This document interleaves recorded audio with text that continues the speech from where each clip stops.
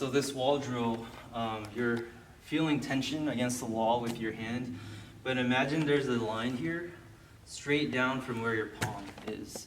What you're gonna do is your elbow flares on one side of the line and then it flares to the other side of the line. So you're externally rotating your arm and then internally rotating it.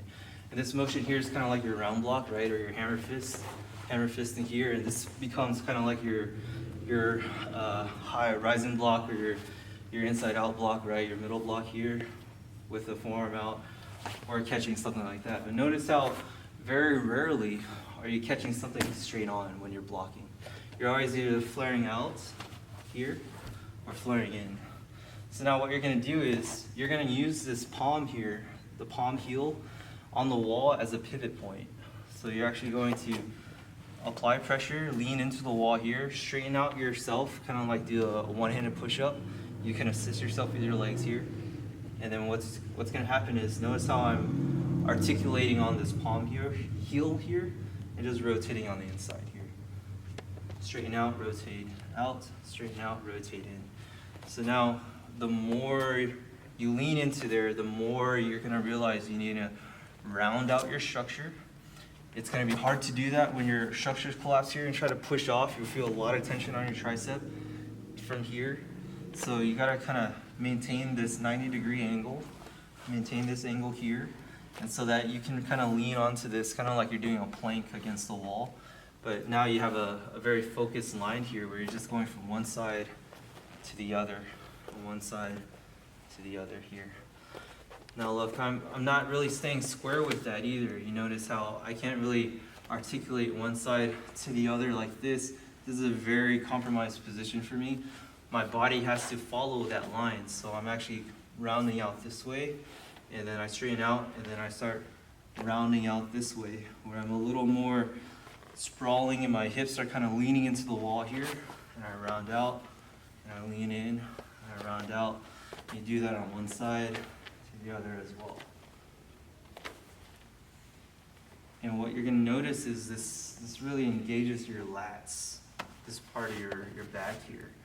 Because if I just do this with my arms, I'm going to start feeling a lot of tension in my tricep and my shoulders, trying to push off of the wall with just my arm. But once you start engaging, you start rounding out your structure and start engaging your muscle here. You're really just using a larger muscle group to do the exact same thing, and so you're being a little more efficient when you do that. So you could do it one-handed, outside, inside, inside, outside, and you could do it two-handed too, right? So it kind of gets to the point where you're doing this motion on the wall, where I'm applying pressure on the outside, and I'm applying pressure on the inside. When I go inside on one arm, I'm outside on the other arm, right? So I'm going like this.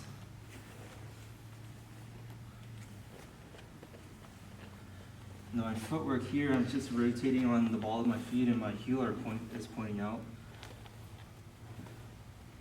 And when I do that, it's really the same motion happens when, let's say someone throws a haymaker here, and you throw that hammer fist here. My base foot has to heel out so I can switch and go on to the other side. I'm doing the exact same thing here when I do this on the wall, right? So I'm going outside, inside here. This inside motion is the same motion you're doing when you do your hammer fist. Same with the inside motion on this side here. I'm going here, here.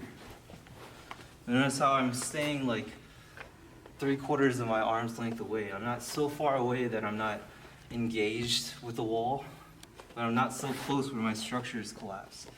This rounded structure here, about 3/4 away, is probably optimal, and that's specific to your arm length. It's optimal for your structure to maintain that efficiency while you're in combat.